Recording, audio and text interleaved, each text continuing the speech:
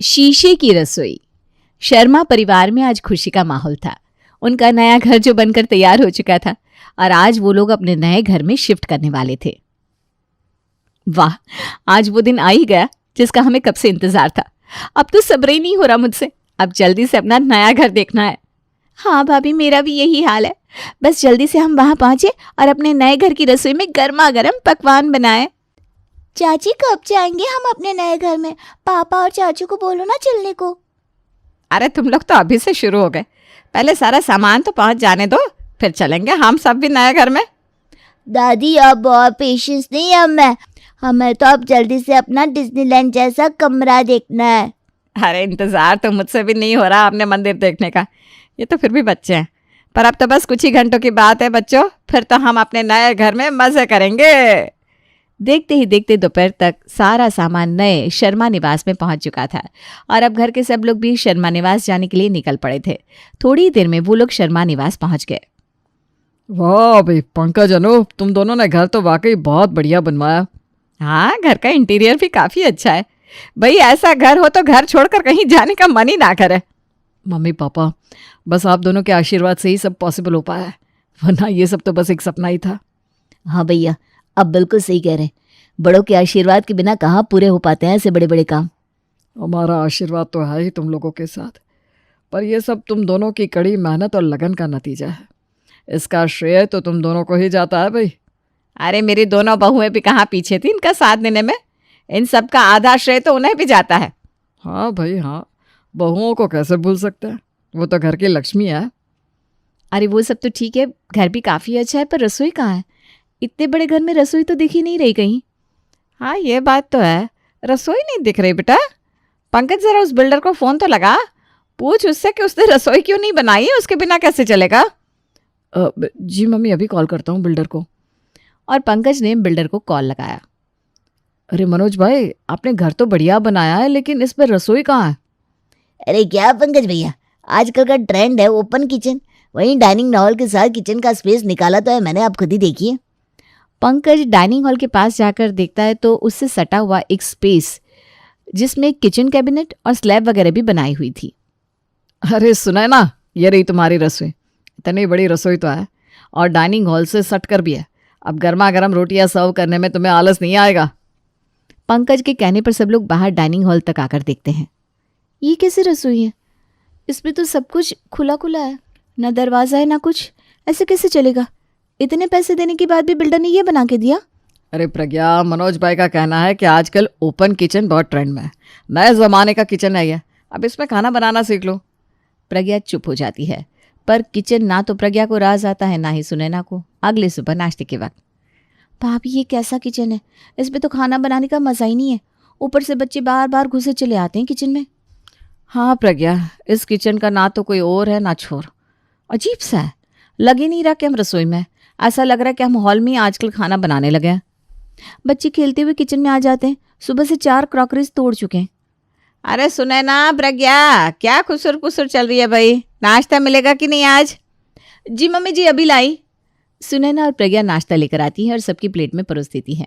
पंकज और अनूप नाश्ता करके ऑफिस निकल जाते हैं। महेंद्र जी भी अपनी दुकान के लिए निकल जाते हैं। बहू, कल घर की शिफ्टिंग में बहुत काम किया है तुम दोनों ने, आज थोड़ा आराम करो। दोपहर के खाने में ज़्यादा कुछ बनाने की ज़रूरत नहीं है, बस कढ़ी चावल बना लेना, वही खा लेंगे। जी मम्मी जी। भाभी मैं चावल चढ़ा देती हूँ और कढ़ी का घोल भी तैयार कर देती हूँ। अब कढ़ी बना लेना, सब जल्दी जल्दी हो जाएगा। फिर बैठकर आज थोड़ा चिल करेंगे। बच्चे भी स्कूल गए हैं तो अब तो 4 बजे बाद ही लौटेंगे, तब तक आराम ही आराम है। हाँ ये सही रहेगा, फटाफट काम निपटा कर आराम से गप्पे लड़ाएंगे।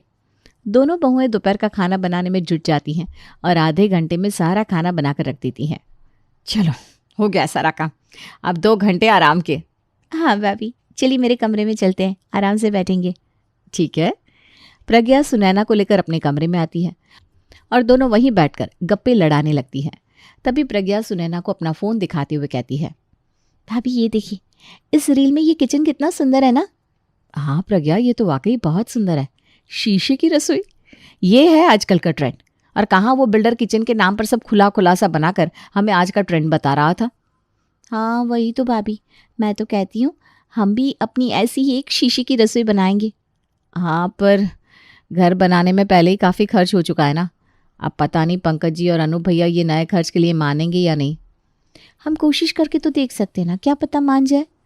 शाम को जब पंकज और अनूप काम से लौटते हैं तो सुनैना और प्रज्ञा अपनी फरमाइश लेकर तैयार रहती हैं। पंकज, इस रसोई में बहुत प्रॉब्लम होती है खाना बनाने में।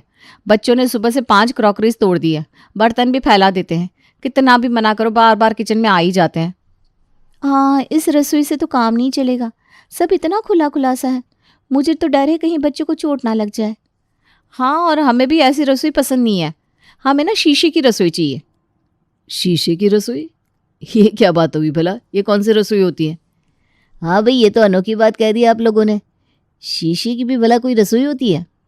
होती है ना अनूप, अभी दिखाती हूँ आपको। और प्रज्ञा फौरन कमरे से अपना फ़ोन लेकर आती है और अनूप और पंकज को वो रील दिखाने लगती है जिसमें उन्होंने शीशे की रसोई का डिज़ाइन देखा था। ये होती है आज के ज़माने की रसोई, एकदम नया डिज़ाइन है। बस ऐसी रसोई चाहिए हमें भी।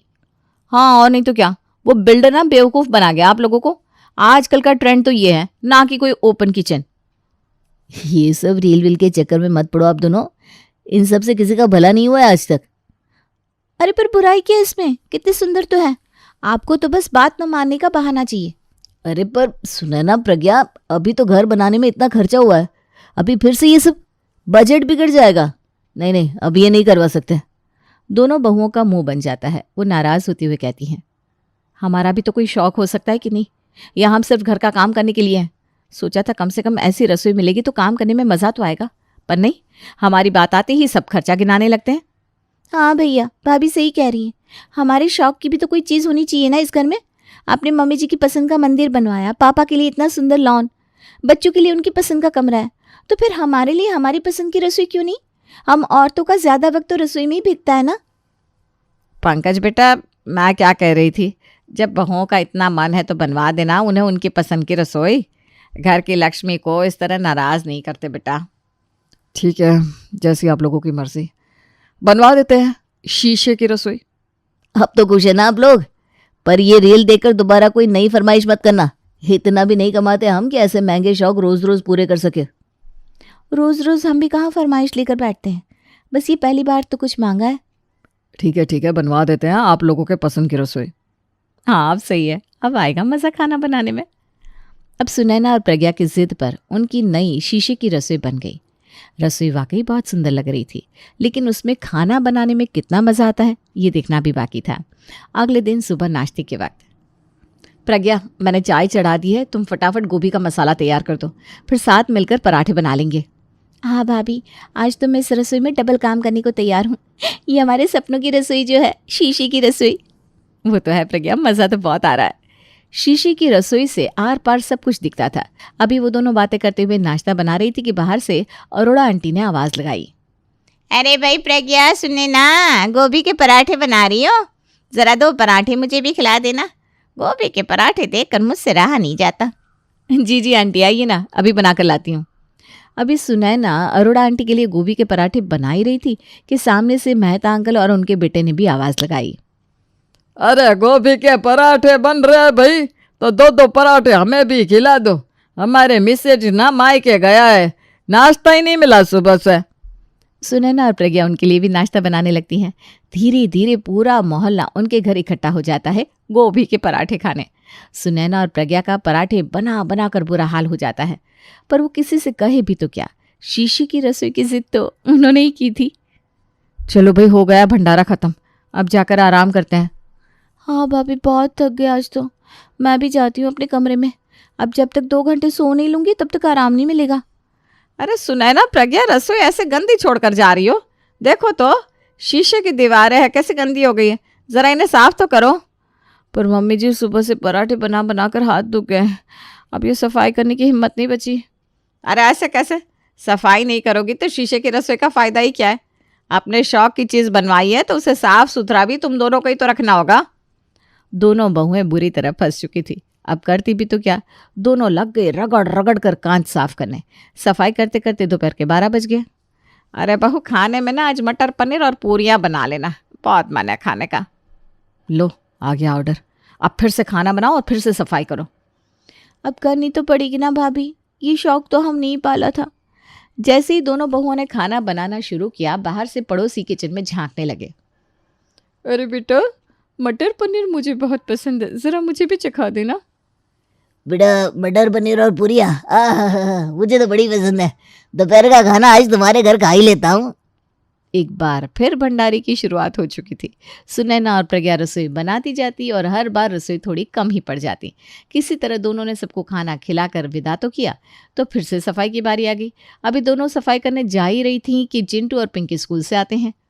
मम्मी बहुत जोर से भूख लगी है, सैंडविच बना दो ना। मैं तो नूडल्स खाऊंगा। एक बार फिर बच्चों की फरमाइश पे सुनैना और प्रज्ञा रसोई में जुट जाती हैं। रात तक तो खाना बनाने और शीशे की रसोई को साफ करने में दोनों की हालत गधे जैसी हो जाती है। कुछ दिन यूं ही गुजरते हैं और फिर एक दिन, पंकज 10,000 रुपये चाहिए थे। क्यों भाई, इतने पैसों की क्या ज़रूरत पड़ गई? वो घर का राशन खत्म हो गया है। राशन खत्म हो गया? ऐसे कैसे? अभी तो बस 15 दिन ही हुए हैं। 15 दिन में महीने भर का राशन खत्म? क्यों भाई, मेरी जेब का हाल बेहाल कर रही हो? अब अगर पूरे मोहल्ले को खाना खिलाना पड़ेगा तो यही होगा ना। अरे पर मैंने कहा तुमसे कि पूरे मोहल्ले को खाना खिलाओ। वो रसोई शीशे की है ना, तो सबको दिख जाता है कि क्या बन रहा है, और फिर वो लोग खाने आ जाते हैं। देखो, ये स्यापा तुम लोगों ने पाला था, अब तुम ही संभालो। मेरे पास पैसा नहीं है पूरे मोहल्ले को खिलाने के लिए। पंकज अपनी बात कहकर गुस्से में ऑफिस निकल जाता है। अब बेचारी सुनैना और प्रज्ञा को राशन के पैसे अपनी जेब खर्ची से भरने पड़ते हैं। ऐसे तो नहीं चलेगा भाभी, कुछ तो करना होगा। तुम ठीक कह रही हो प्रज्ञा, ये भंडारा तो बंद करवाना ही होगा। दोनों बहुएं भंडारा बंद करने की तरकीब सोचने लगती हैं। एक आइडिया है भाभी, अगर हम रसोई के बाहर की तरफ पर्दे लगवा ले तो किसी को नहीं दिखेगा हम रसोई में क्या बना रहे हैं, और फिर कोई खाना खाने भी नहीं आएगा। हाँ, ये सही कहा तुमने प्रज्ञा, आज ही लगवाते हैं पर्दे। दोनों बहुएं बाजार से नए पर्दे लेकर आती है और उन्हें अपनी रसोई के बाहरी हिस्से में लगा देती हैं। अगले दिन, प्रज्ञा, नाश्ते में आज मटर के पराठे और हरी चटनी बना लेते हैं। पर जैसे ही दोनों नाश्ता बनाकर तैयार करती हैं, एक बार फिर से अरोड़ा आंटी पर्दा हटाकर कहती हैं, आज ऐसा क्या खास बन रहा है नाश्ते में जो इस तरह पर्दे के पीछे छिपाया जा रहा है? ये सुनते ही दोनों बहुएं अपना सर पकड़ लेती हैं और एक बार फिर वही भंडारा शुरू। ये आइडिया तो फ्लॉप गया भाभी, अब क्या करें? अब तो बस एक ही रास्ता है, पंकज और अनूप भैया से बात करके बाहर की तरफ लकड़ी की दीवार लगवानी होगी। पर वो फिर से खर्चा करने की बात पर मानेंगी क्या? अब मनाना तो पड़ेगा ना प्रज्ञा, वरना ऐसा ही चलता रहा तो घर में राशन आते ही खत्म हो जाएगा और काम कर करके हमारी हालत खराब होगी। सो अलग। शाम को जब पंकज और अनूप काम से वापस आते हैं तो सुनैना और प्रज्ञा अपनी बात लेकर बैठती हैं। दोनों के मनाने पर पंकज और अनूप मान जाते हैं और रसोई के बाहर की तरफ के हिस्से में लकड़ी की दीवार लगा दी जाती है। अगले दिन सुनैना और प्रज्ञा घर में सबके लिए नाश्ता बनाने लगती है। तभी हॉल में बैठी सास सुमित्रा आवाज़ लगाती है, अरे सुनैना बहू, सब्जियां बिना धुले ही काट दी, ऐसा कैसे काम करती हो? इस तरह तो सबका पेट बिगड़ जाएगा। जी मम्मी जी, अभी धुल देती हूँ। सुनैना चुपचाप सब्जियां धुलने लगती है। एक बार फिर सुमित्रा प्रज्ञा से कहती है, अरे प्रज्ञा, तुमने हरा धनिया क्यों डाल दिया सब्जी में? तुम्हें पता नहीं क्या, मुझे सब्जी में हरा धनिया पसंद नहीं। और ये पराठे में इतना ज़्यादा मोयन क्यों दिया है? तुम्हारे पापा जी का कोलेस्ट्रॉल नहीं बढ़ जाएगा? क्योंकि रसोई शीशे की थी तो बाहर से सास को सब दिख रहा था कि अंदर क्या चल रहा है। अब सुमित्रा हर बात पर बहुओं को टोकती रहती और ये बन गया था सुनैना और प्रज्ञा का नया सर दर्द। ये शीशे की रसोई ना हुई सर दर्द हो गई। अब तो हर रोज मम्मी जी काम में रोक टोक करती ही रहती, जैसे हमें तो कुछ आता ही नहीं है। हाँ भाभी, इससे अच्छा वो ओपन किचन ही था, कम से कम 4 बातें तो नहीं सुननी पड़ती थी। हाँ, और ना ही बाहर वालों को खिला खिलाकर घर का बजट बिगड़ता था। सही कह रही हैं भाभी आप, ये शीशे की रसोई का शौक तो बहुत महंगा पड़ गया। तो फिर बात करें आज घर वालों से कि हमें हमारी पुरानी रसोई वापस चाहिए। बिल्कुल भाभी। अगले ही दिन सुनैना और प्रज्ञा सबके सामने अपनी बात रखती हैं। पंकज, आप सही कह रहे थे, ये रील देखकर यूं ही कोई भी शौक पाल लेना कितना भारी पड़ सकता है, ये अब समझ में आया। अब हम ऐसी कोई जिद नहीं करेंगे, बस हमें हमारी पुरानी रसोई वापस दिला दीजिए। हाँ, वो ओपन किचन इससे कई गुना बेहतर था। और इस तरह सुनैना और प्रज्ञा को अपनी पुरानी रसोई वापस मिल जाती है और अब वो ऐसी कोई जिद ना करने की कसम खाती हैं। पूरे घर में फिर से खुशी फैल जाती है।